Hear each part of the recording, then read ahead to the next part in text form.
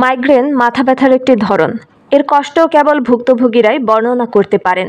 অবিরাম মাথা ব্যথা তো রয়েছেই, সেই সাথে বমি বা বমি বমি ভাবও থাকতে পারে। আলো আর শব্দের প্রতি সংবেদনশীলতা রয়েছে মাইগ্রেনে আক্রান্তদের। এ ধরনের ব্যথা সাধারণত মাথার একপাশে থাকে এবং এই সমস্যা পুরোপুরি দূর করার কোনো উপায় নেই। তবে কিছু খাবার এই মাইগ্রেন থেকে আপনাকে দূরে রাখতে সাহায্য করতে পারে। চলুন জেনে নেওয়া যাক এমন 5টি খাবার সম্পর্কে। 1 নম্বর, তিসি। তিসি প্রাকৃতিক প্রতিকার এবং ভেষজ চিকিৎসা হিসেবে কাজ করে। এটি ওমেগা-3 এর সমৃদ্ধ উৎস, যা মাইগ্রেনের সাথে সম্পর্কিত ব্যথা কমাতে সাহায্য করতে পারে। নিয়মিত এ ধরনের বীজ আপনার খাদ্য তালিকায় রাখলে মাইগ্রেন থেকে দূরে থাকা অনেকটাই সহজ হবে। 2. বাদাম। বাদামে ম্যাগনেসিয়াম রয়েছে, যা আমাদের শরীরে রক্ত সঞ্চালন বাড়াতে সাহায্য করে।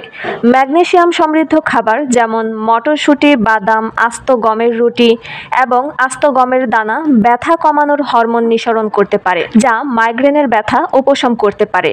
3.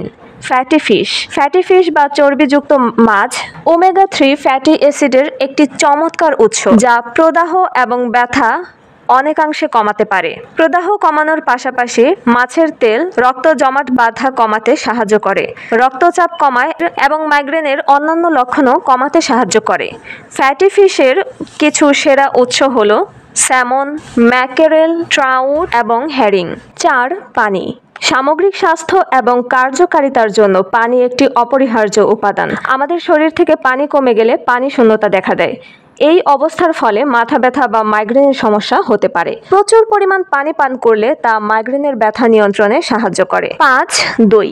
আমাদের মস্তিষ্কের সঠিকভাবে কাজ করার জন্য পর্যাপ্ত পরিমাণ ক্যালসিয়ামের প্রয়োজন। ক্যালসিয়ামের অভাবে মাইগ্রেন হতে পারে। প্রতিদিন 1 বাটি দই খেলে তা সামগ্রিক স্বাস্থ্যের জন্য বেশ উপকারী হতে পারে। ক্যালসিয়াম গ্রহণ বৃদ্ধি করলে তা মাইগ্রেনকে দূরে রাখতে কাজ করে।